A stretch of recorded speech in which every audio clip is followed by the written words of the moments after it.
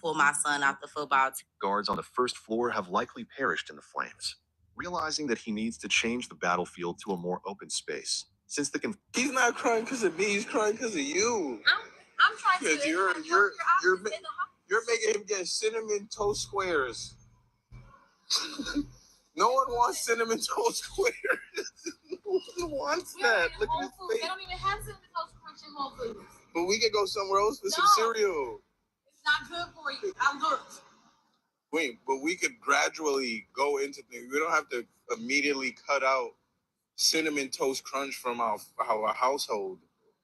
Look at his face. TJ, I promise you, the only thing that's missing is a toast. It's cinnamon crunch here.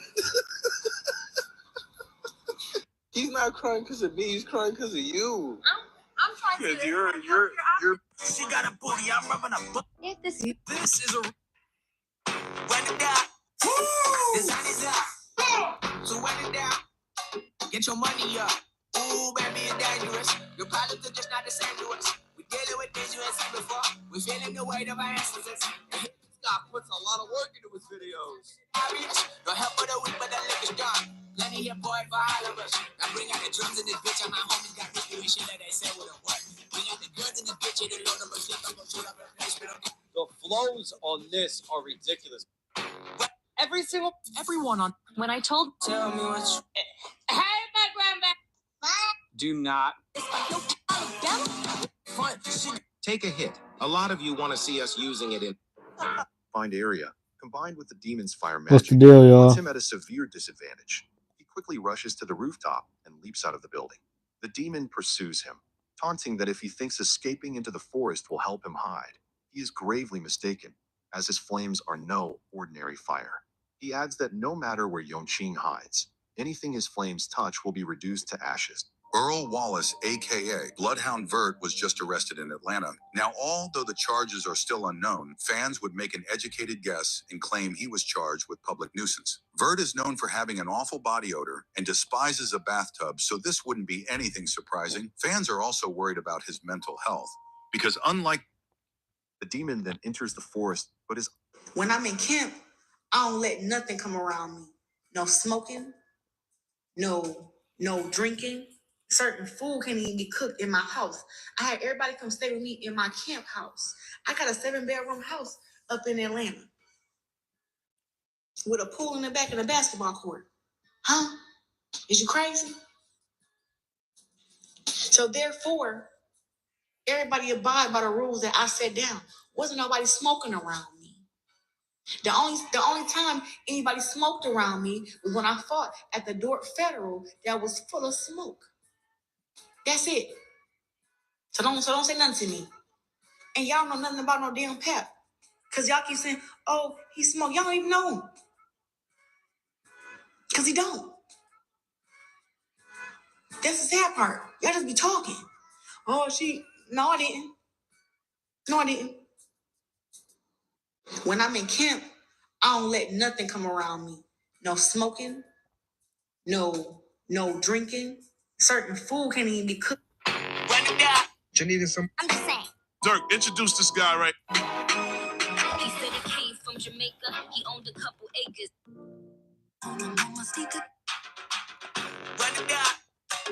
The sun is up.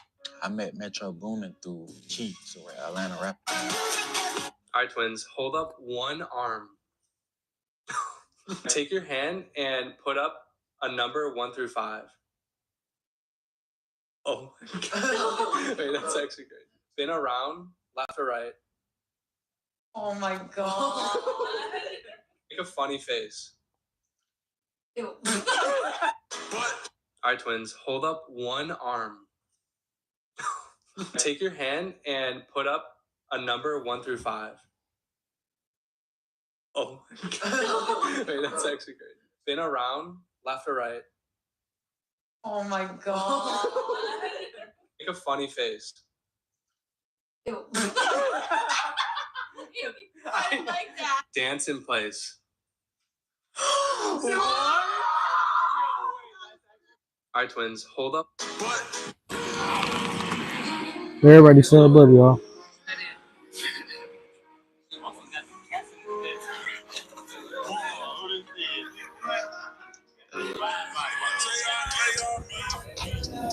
que eu tava assim.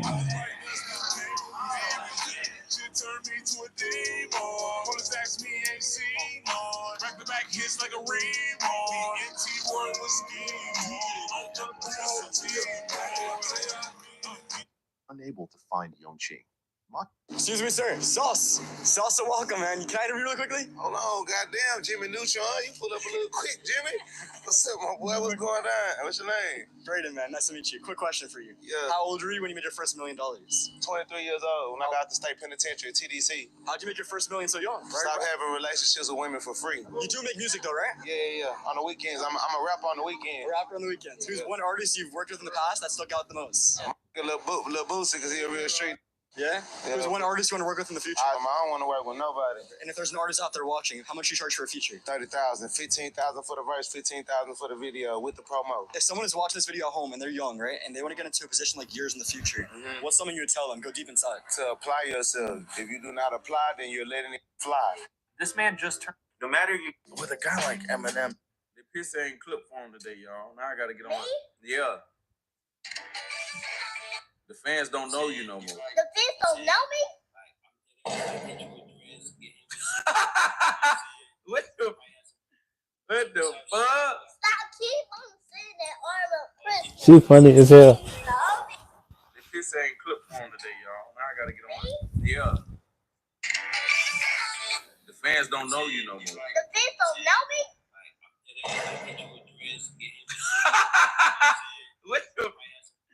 What the fuck? Stop keep on saying that Orville Prince. The fans know me? The piss ain't clip for him today, y'all. Now I gotta get on. Yeah. The fans don't.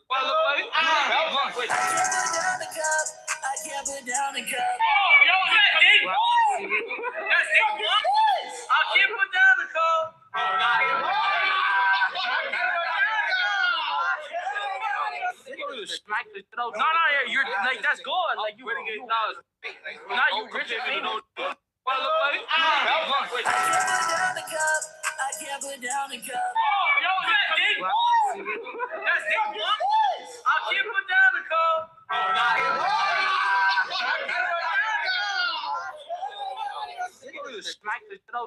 You're like that's good. Like you really get now you rich and famous.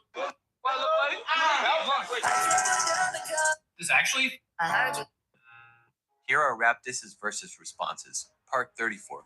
Like that time King Von's uncle, Range Rover Hay, hopped on Von's crazy story beat and dropped a whole diss track for Quando Rondo.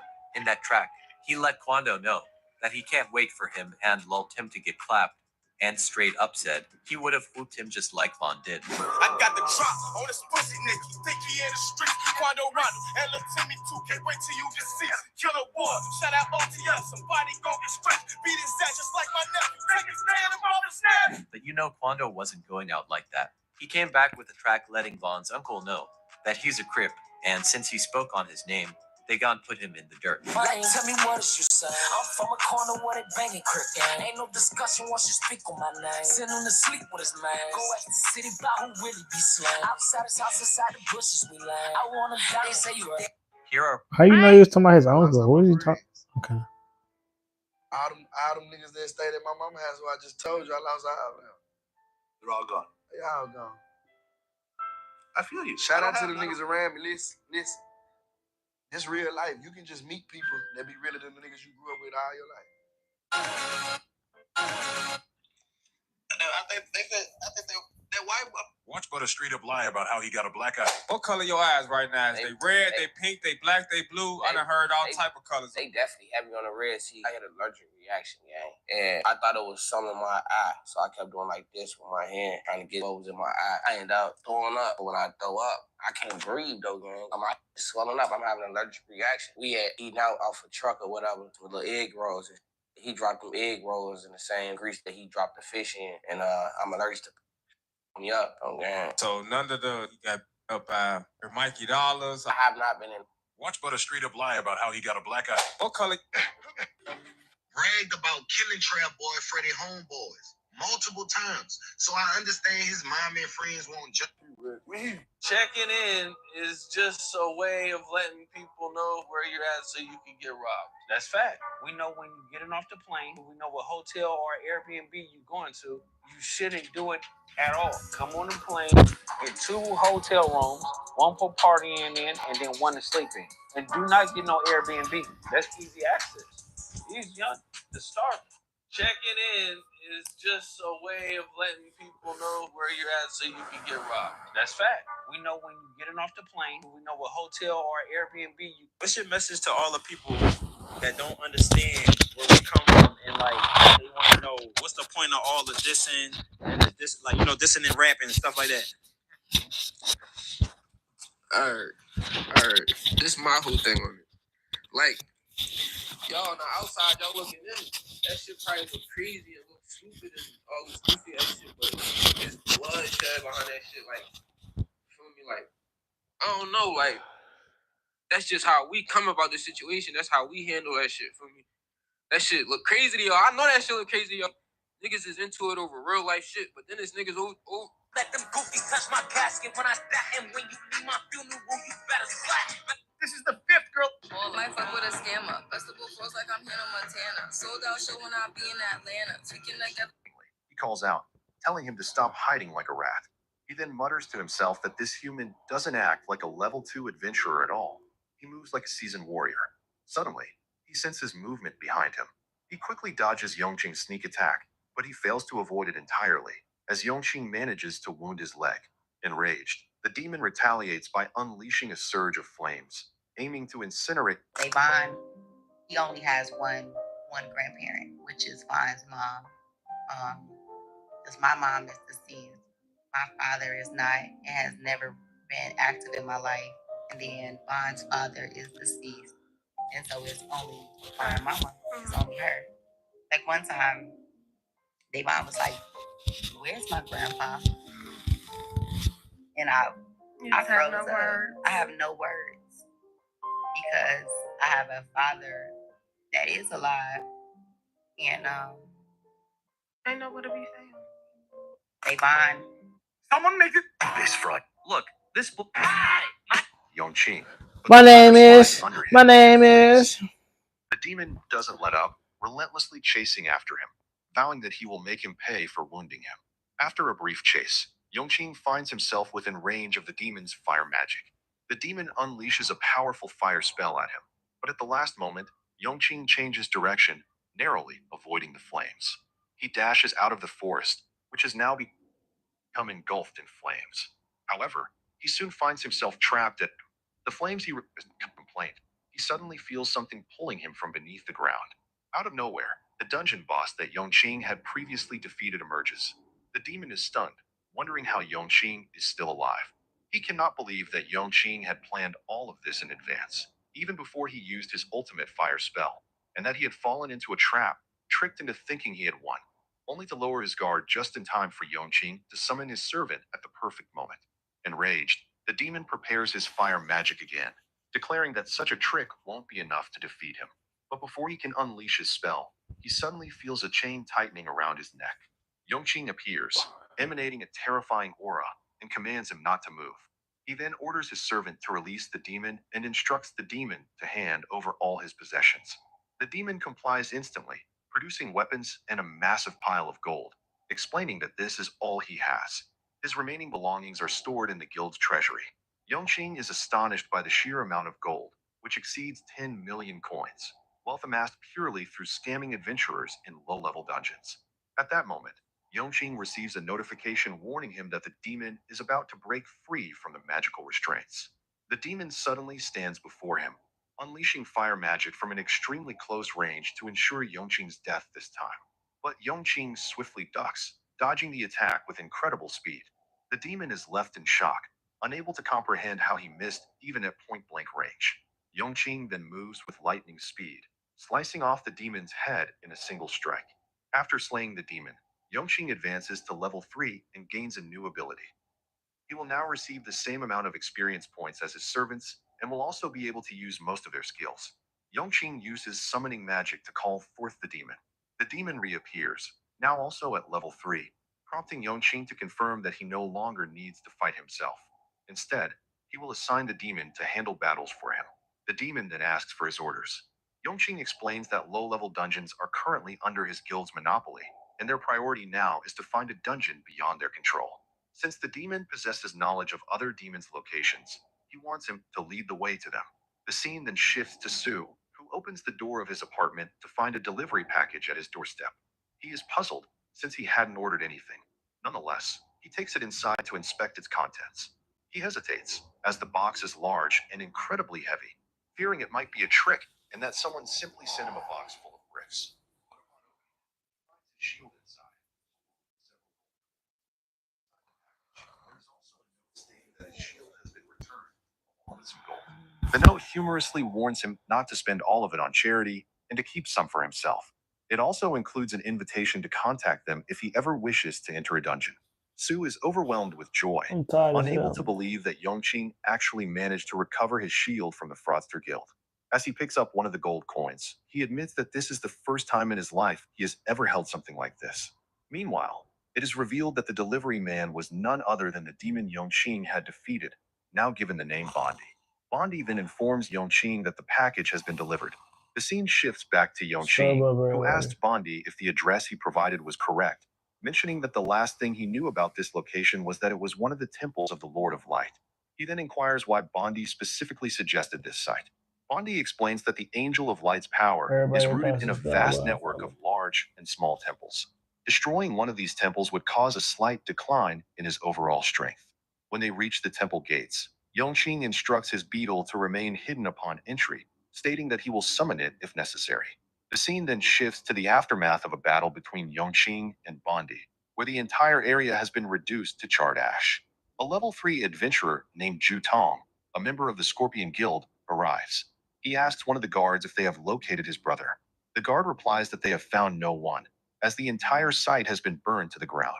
He further explains that the fire magic used was of an extremely high level, something beyond anything he has ever witnessed. He asserts that it would have been impossible for any of their own personnel to wield such magic. Zhu Tong responds by stating that he will interrogate every adventurer who registered for dungeon entry the previous day. He emphasizes that the most important matter now is figuring out what happened to the 10 million coins worth of gold. He dismisses the deaths as insignificant, stating that money takes priority. If the angel discovers that such a large sum has been lost so easily, he may withdraw his support. The scene then returns to Yongqing, who has just defeated a level 3 knight. He turns to the remaining guards, offering them a chance to surrender and lay down their weapons, reminding them that they were once part of the Lord of Light's forces. However, they refuse his offer and charge at him. In response, he swiftly decapitates one of the guards with ease. Another guard attempts to attack him, but Yongqing uses Soul Tremor, freezing him in place. He then shoves him off the bridge. The remaining guards launch a coordinated assault, trying to force him off the bridge. Yongqing attempts to use Soul Tremor on them again, but they manage to nullify its effect using their shields. In retaliation, he leaps high into the air, placing his hands on the heads of 2 guards. As he lands, he severs both of their heads in one swift motion. The guard captain questions his men, demanding to know why they are struggling to defeat just one person, realizing that if they continue to fail, the captain himself will step in. The guards desperately try to take down Yongqing as quickly as possible. However, the captain does not give them another chance. He swings his massive axe, unleashing a devastating strike that eliminates everything in its path. As the dust settles, a voice emerges from the smoke, sarcastically remarking that in his attempt to kill Yongqing, the captain ended up slaughtering all of his own men. He adds that the captain is even more ruthless than Bondi, the demon.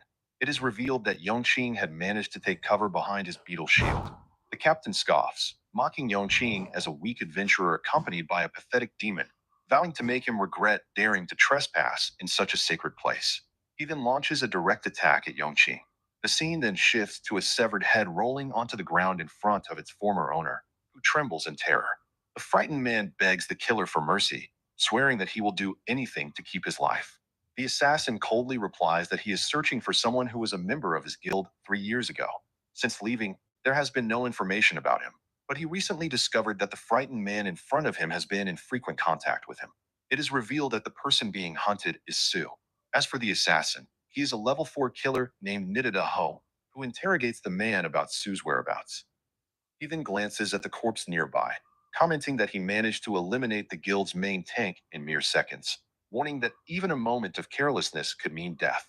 Overwhelmed by fear, the man hurriedly provides Sue's address, then hesitantly asks if he is free to leave. Idaho gives him a chilling stare before smirking and telling him that he is not cruel, ordering him to disappear immediately. The man frantically runs away, but then Idaho grins wickedly and whispers that he was only joking. Suddenly, he activates Phantom Blade. The fleeing man is sliced in half in an instant. The scene shifts back to Sue's home, where a knock is heard at the door once again. Excited, Sue opens it, thinking that another package has arrived for him.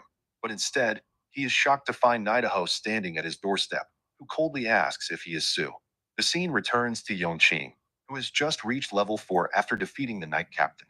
He then arrives at the temple leader, who looks down at him with disdain, questioning how an insect like him managed to reach this place. He wonders aloud if the guard captain was asleep to allow such a thing. Yongqing smirks and mockingly asks if he means the Knight Captain. He then reaches into a dimensional void, pulling out the Knight Captain's severed head and tosses it in front of the temple leader. Well, he is definitely asleep, Yongqing remarks, but it's a sleep he'll never wake from. The temple leader is stunned, realizing that Yongqing defeated the guard captain without sustaining a single injury. Acknowledging this, he admits that Yongqing does not resemble the typical insects he's seen before. Standing up from his throne, the temple leader approaches Yongqing, stating that he has no idea who he is dealing with. Before he can get any closer, Yongqing activates Soul Tremor to stop him.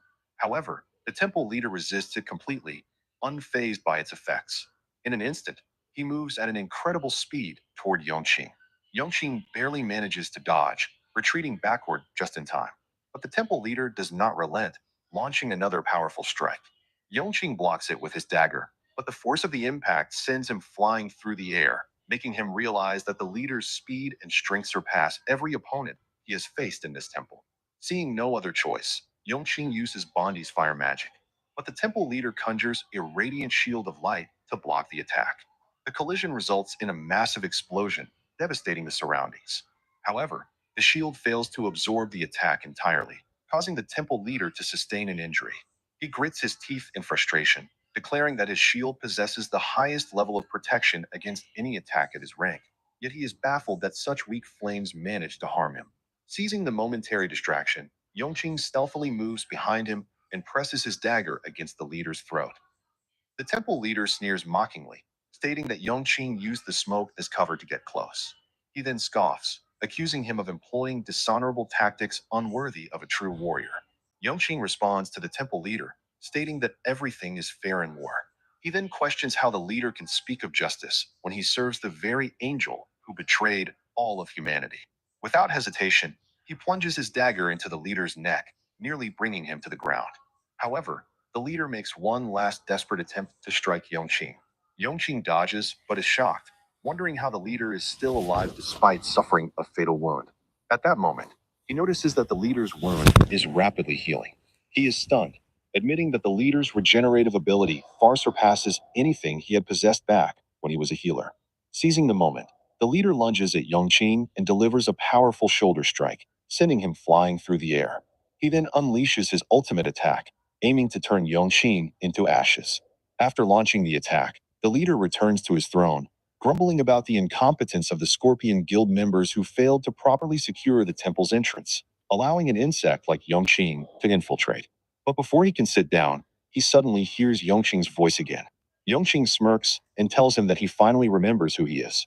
The temple leader is startled and demands to know how Yongqing is still alive.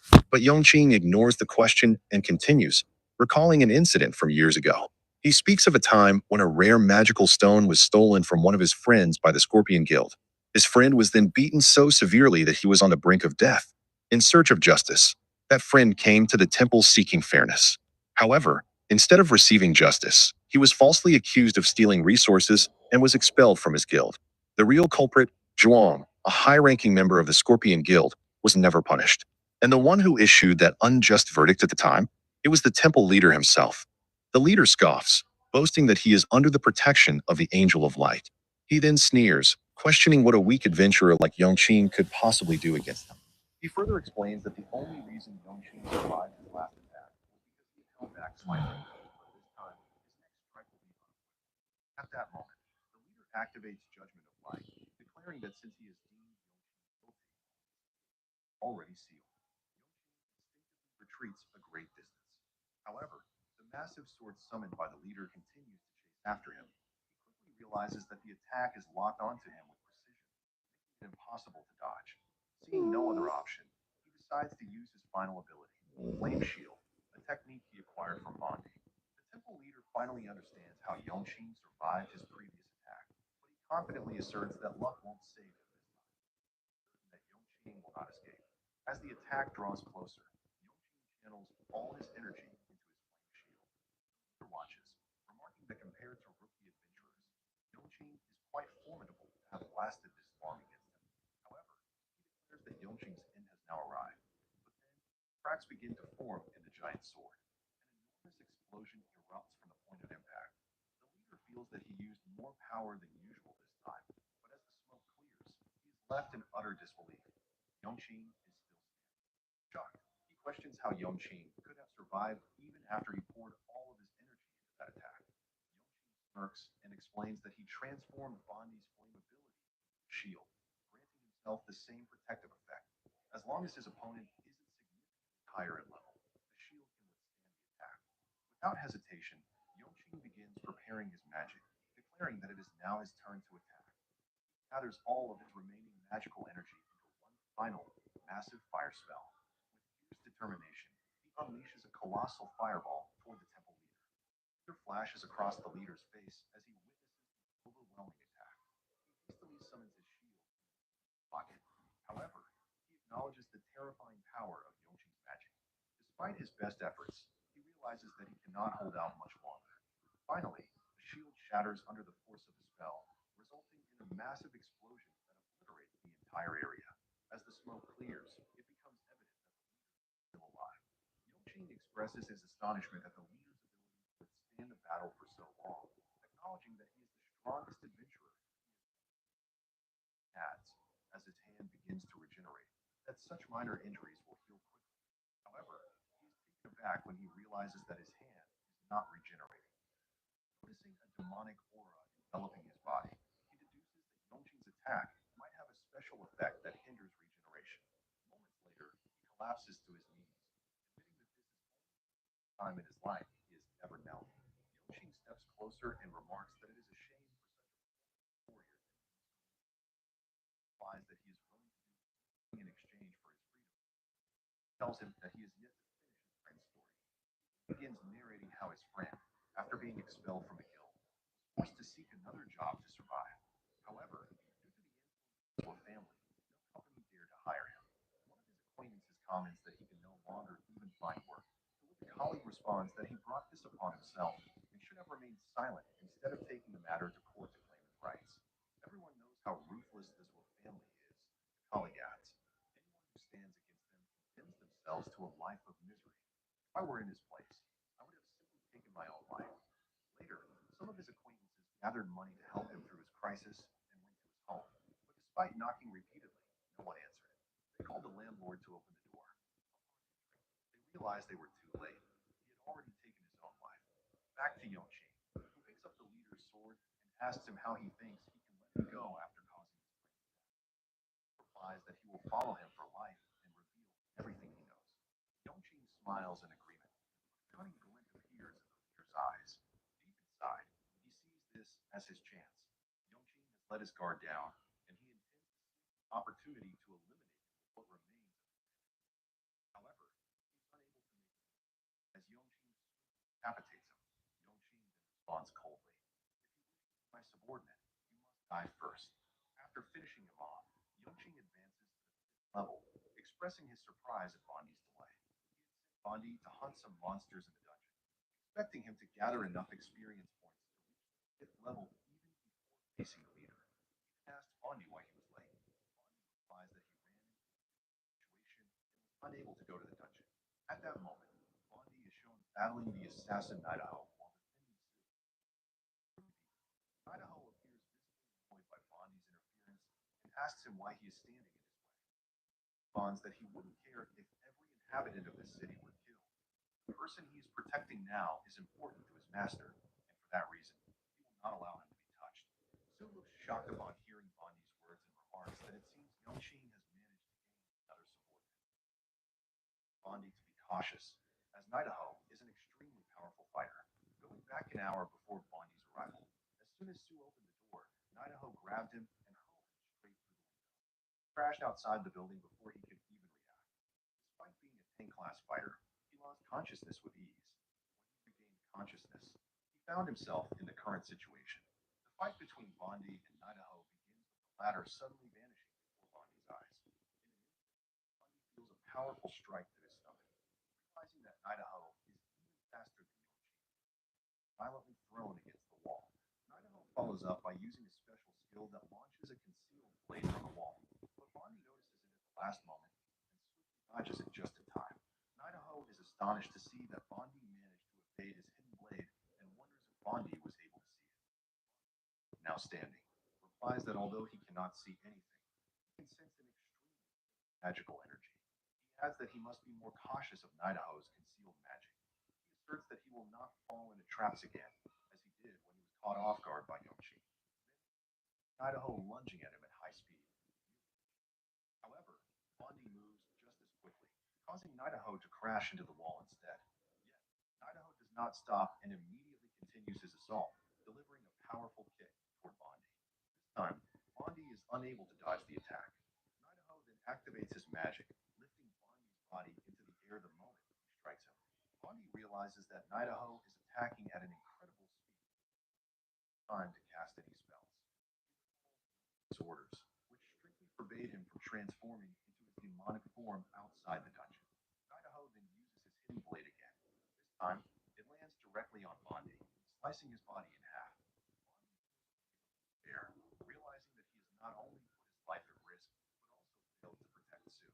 As Idaho approaches Bondi, who lies on the ground, he remarks that he doesn't understand how Bondi managed to dodge his attacks. However, it doesn't remain in a fixed position, which is how he was able to strike him in the end. Just then, Bondi receives an unexpected notification. Yongqing has shared a skill with him that allows them to swap places. As Idaho prepares to deliver the final blow, his eyes filled with malice, a powerful aura emanates from Yongqing, signaling that the skill has been activated. Bondi closes his eyes and apologizes to Yongqing for failing to meet his expectations. Then, suddenly vanishes, leaving Idaho stunned. Before Idaho can process what happened, Yongqing appears, carrying Bondi's body and placing it beside Sue. Idaho cannot believe what just transpired and mutters that such a thing should be impossible. He wasn't even able to see Yongqing. Yongqing turns towards Sue and yells at him, questioning how a 10-class fighter could get beaten so easily. Struggling to respond, Sue explains that he only managed to survive because his subordinate was there to protect him. Idaho then states that Yongqing is the second target on his list and expresses his satisfaction that Yongqing has come of his own accord. But Yongqing interrupts him, ordering him to remain silent, as it is not yet his turn to speak. Idaho is taken aback by Yongqing's bold manner of addressing him. Meanwhile, Yongqing orders Bondi to take Sue and leave the area, assuring them that he will heal them both once the fight is over. As soon as they retreat, Idaho furiously launches an attack at Yongqing. However, Yongqing counters with a powerful palm strike. The impact sends Idaho flying through the air, spinning multiple times before crashing to the ground. Yongqing then coldly reminds him that it is still not his turn to speak. Idaho suffers a serious injury and cannot believe what is happening to him. He wonders about Yongqing's true identity and whether he falsified his level records upon registration. He claims all the powerful names in the region, yet he has never heard of Yongqing before. Realizing that he has no choice but to take the fight seriously, Idaho decides to unleash his full power. But just as he prepares himself, he is left in shock as Yongqing appears before him in an instant. He is utterly stunned by Yongqing's incredible speed. However, Idaho suddenly smirks wickedly, declaring that Yongqing has fallen into his trap. At that moment, he releases multiple hidden blades, just as Yongqing closes the distance between them. He then stops and bursts into laughter, claiming that he has effortlessly ensnared his opponent. He confidently states that battles between adventurers are not just about strength and speed. He further asserts that a novice like Yongqing stands no chance against a seasoned adventurer like himself. But in the next moment, Yongqing unleashes his aura, instantly shattering all of Idaho's hidden blades. Idaho is left in utter disbelief when he sees that Yongqing's armor is glowing yellow, realizing that it belongs to a holy knight. Yongqing looks at him with disdain, expressing deep disappointment that this is all the strength a level 4 assassin possesses. He then sarcastically adds that even his grandmother could deal more damage than him. Turning his back, Yongqing walks away, saying that Nidaho is so weak that he doesn't even deserve to be killed. He instructs him to deliver a message to his guild leader, never to interfere with anything that belongs to him again, as any attempt to do so will result in the complete destruction of their guild. Enraged, Nidaho activates his magic, furious at the audacity of Yongqing to look at him with such contempt. He then unleashes his ultimate skill, launching an overwhelming barrage of hidden blades. The attack devastates the entire area. However, Yongqing shields himself with his holy armor, remaining completely unaffected. Despite the immense destruction left in the attack's wake, Yongqing emerges unscathed, remarking that Nidaho's attack has improved, but it is still not strong enough to penetrate his armor.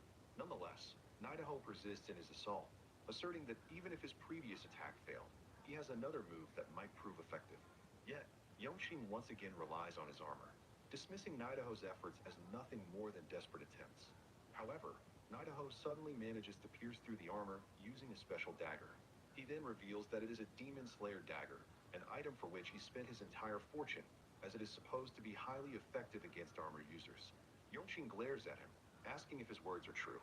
Despite piercing the outer layer of his armor, the dagger was unable to reach his body. Nidaho is stunned when he sees his dagger shattering, exclaiming that such a thing should be impossible. But Yongqing gives him no time to react, delivering a devastating knee strike to his head. The sheer force of the blow sends him flying through the air. As Nidaho struggles to comprehend what just happened, he is bewildered by the revelation that Yongqing possessed an additional layer of protection. He desperately searches for an explanation as to how this secondary layer managed to break his dagger.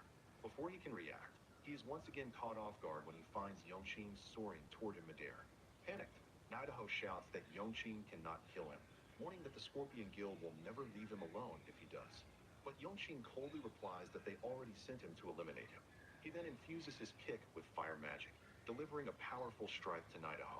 The impact sends him crashing violently into a mountain. Meanwhile, Bondi and Sue watch the battle from a distance, utterly astonished by what they are witnessing. Bondi comments that not only has Yongqing mastered his techniques in a short period, but he has also modified them to suit himself, making them far more effective than before. Sue responds, admitting that he was unaware of this and had assumed the vast difference in power between Yongqing and Nidaho was the only reason for his overwhelming victory. Bondi, however, excitedly states that he has no idea what exactly Yongqing did, but he feels thrilled to be a subordinate of someone with such capabilities. He then adds that the time for the demon's return is approaching. Yongqing then approaches Nidaho, who has died, earning experience points from his defeat. He remarks that he once believed experience points could only be gained by defeating monsters, but he has now discovered that adventurers also yield experience points, far more than monsters do. He adds that in the past, he focused solely on training to improve his physical condition and had never engaged in battle with another person. He had never killed anyone before, as the Adventurers Guild Alliance prohibited such actions on the surface. However, upon considering it further, he realizes that gaining experience from adventurers is far easier than training in a dungeon. The scene then transitions to a level 3 dungeon, where a man has just killed someone. It is revealed that this individual is a level 6 adventurer named Zuiyin, one of the elite members of the Scorpion Guild. He comments that he finished the job quickly but dislikes how fast it ended. Just then, another voice speaks to him, noting that it seems as if he is exerting all his effort just to level up. Zuiyin responds by questioning the newcomer's presence, saying that he thought he wasn't interested in increasing his level. It is revealed that the speaker is Zuotong, who replies that he is indeed not interested in leveling up. He is merely curious as to why Zuiyin covers his victims' faces before killing them. He then asks if Zuiyin is afraid of seeing their faces in his nightmares. Zuiyin laughs, telling him to stop saying such ridiculous things. He explains that he covers their faces so he can focus better on the expressions in their eyes. Then he adds that he enjoys watching the light fade from them gradually, considering it the most thrilling part. After that, he asks why Zuotong has come to him at this time, noting that it certainly wasn't to visit his brother. Zuotong replies that he came to inform him of a new source for gaining experience. Knowing how much Zuiyin loves killing adventurers, he explains that the target he is referring to is at level 5, meaning his experience points would be far greater than those of the level 3 adventurers. Then, Zuotong showed Zuiyin a picture of the target and asked if he was interested in taking the job. The scene then transitions to Yongqing's home, where he is sitting with Sue, who is engrossed in training with a 50-pound dumbbell. Yongqing tells him that he is still undergoing treatment for his injuries and that there is no need to train so intensely. Sue replies that the training is helping him recover his strength more effectively. He then adds that he has already spent more than a day at home when he should have been out clearing dungeons, as he used to. Yongqing responds, "And who said I'm not leveling up right now? My subordinates are currently hunting monsters in the dungeon that Bondi discovered, and I'm constantly gaining experience." The scene then shifts to Bondi, who is sitting on a rock, ordering the rest of the subordinates to keep working and warning them not to slack off. At that moment, Idaho questions why Bondi is sitting while the others are working. He asks why Bondi's role is limited to giving orders when they are all serving the same master. The Knight Commander, Argus, joins the conversation, pointing out that they have been working all this time while Bondi remains at ease in his true form. Then, he raises his sword toward Bondi, telling everyone to watch as he cuts him in half.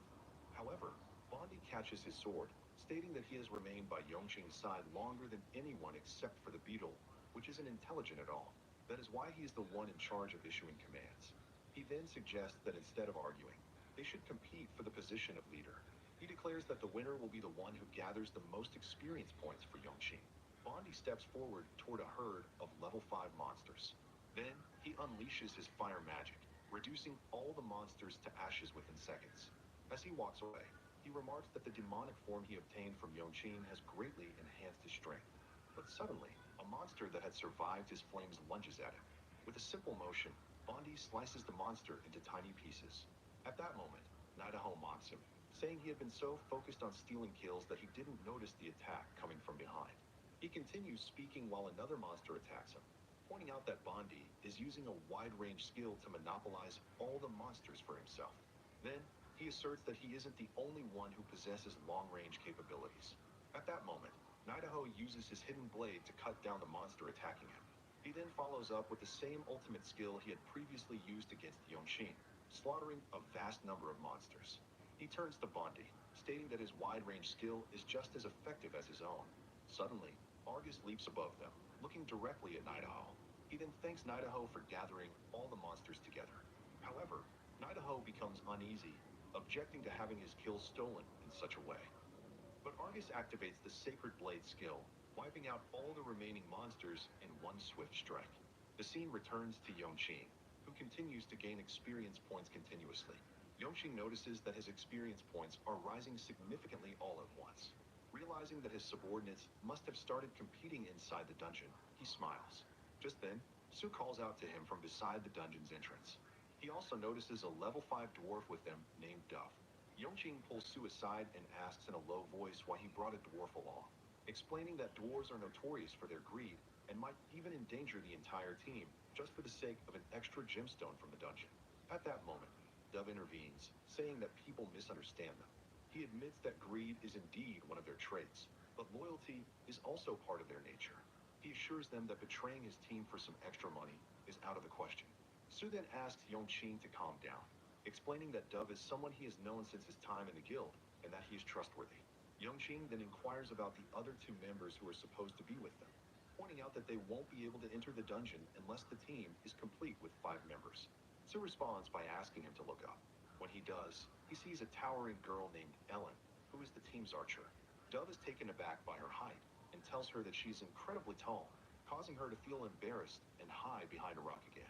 Sue laughs, saying that he had forgotten to mention that despite Ellen's large size, she is extremely shy. Yongqing then asks about the final member of the team. At that moment, they hear a voice apologizing for being late, explaining that the road had been crowded, which caused the delay. The newcomer is Zuain, who is concealing his true level, pretending to be at level 4 instead of level 6. Internally, Zuain feels that this is the first time he is under such scrutiny. He has never falsified his level before, but he is certain that these novices see him as the team's weak link. Sue explains that Zuain had been recommended by the leader of his former guild, mentioning that he has a painful past and had begged him to take him along. He then asks Yongqing not to be deceived by Zuain's low level, as he is an excellent support inside the dungeon. Even so, Yongqing feels that Zuain truly appears like a level 4 adventurer, but he can't shake off the feeling that something is off about him. At that moment, Sue announces that the team is complete and invites everyone to enter the dungeon. The scene then flashes back 2 hours earlier, when Yongqing told Su that they needed to form a 5-member team to enter the new dungeon and asked if finding suitable members would be difficult. Su replied that it wouldn't be difficult at all and asked him to leave the matter to him, assuring him that he would handle it. Yongqing emphasized that any delay could result in another guild claiming the dungeon, noting that the boss inside is someone he intends to recruit. Immediately, Su gets up, stating that he will begin assembling the team right away and asking Yongqing to send the details to his phone. Returning to the present, Zhuyin pretends to be nervous, saying that the dungeon feels strange. Su replies that all dungeons are strange and that after entering a few times, he will get used to it. Just then, Ellen extends her hand and offers him a lollipop, saying it is a magic lollipop and that she eats them whenever she feels anxious. Zhuyin takes the lollipop, which is almost the size of his entire body, and asks her how she can consider such a massive thing just a lollipop, remarking that if it were thrown at someone, it could probably kill them. At that moment, Yongqing suddenly stops and asks where Dove is. The scene shifts to Dove, who is mesmerized by the beauty of some gemstones, exclaiming that he will become rich if he can collect them all. He begins breaking the stones with all his strength. Then, he notices even more in another area, unable to contain his excitement as hearts practically appear around him from sheer joy. As he ventures further, he discovers that gemstones are scattered everywhere, commenting that if they delve deeper, they might find even rarer gems inside the cave. And indeed, he finds some golden stones, which are incredibly rare. Dove can't contain himself and leaps straight toward the gemstones, declaring that they are now entirely his. However, the moment he touches the ground, it suddenly shifts beneath him. Dove is shocked, having no idea what has just happened below. The scene shifts back to Su, who realizes that they have been walking down this path for quite some time. He asks Yongqing if he is sure that Dove took this route. Yongqing replies that this is the most likely path he would have followed. Suddenly, they hear a loud noise and immediately begin searching for its source. They soon discover that the sound comes from Dove, who is sprinting toward them at full speed, screaming for them to run immediately. Several rock golems are chasing him. Su, however, scoffs and draws his sword, saying, "How can you be afraid of just a few rock golems?" But the situation is not as simple as it seems. Almost instantly, the dungeon boss appears behind them, a rare and formidable entity known as the Weeping Crown. At that moment, Su's confident expression quickly turns into one of sheer terror. Meanwhile, Zhuyin observes the situation, thinking to himself that he had initially planned to get rid of these people, but he hadn't expected Dove to bring such a catastrophe upon them. Without hesitation, Zhuyin turns and begins running, muttering that entering the dungeon without earning any experience points isn't the best choice, but preserving his own life takes priority. Su quickly follows suit, with the dungeon boss in pursuit. Suddenly, the boss spews a green liquid from its mouth. The toxic substance splatters onto the ground right in front of Yongqing and Su, causing the latter to question why Yongqing has stopped moving at such a critical moment. Yongqing responds, explaining that the boss's attack covers a vast area, making it impossible for them to evade it. He then activates a light barrier, instructing everyone to stand close to him.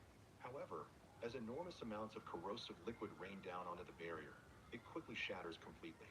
Su immediately darts away before the deadly liquid can touch him. Yongqing notes that his level 5 armor has failed to withstand a level 7 corrosion attack. He adds that while his flame shield could protect him, it wouldn't be able to safeguard the others. Realizing he has no other choice, he decides to use his summoning skill. He summons a giant beetle, causing Dove to recoil in fear at the sight of it.